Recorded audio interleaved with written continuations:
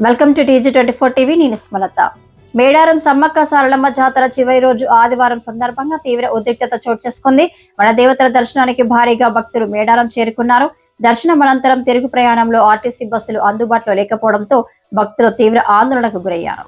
పిల్లలు వృద్ధులతో కలిసి గంటల తరబడి ఎదురు చూసినా బస్సులు రాకపోవడంపై భక్తులు ఆగ్రహం వ్యక్తం చేశారు. ఈ క్రమంలో రోడ్డుపై బటాయించి ఆర్టీసీ డౌన్ డౌన్ అంటూ నినాదాలు చేశారు. జాతర చివరి రోజు అయినప్పటికీ కనీస సౌకర్యాలు కూడా కల్పించలేదని భక్తులు మండిపడ్డారు. రవాణా సౌకర్యాల లోపంతో మేడారం పరిసర ప్రాంతాల్లో ఉద్రిక్తత వాతావరణం నెలకొంది.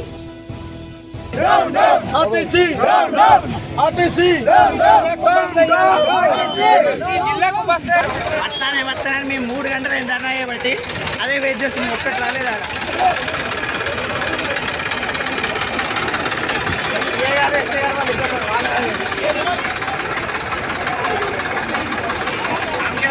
వస్తున్నాయి 3-4 గంటలు అయింది. కూడా వాటర్ పోదాం లేదు.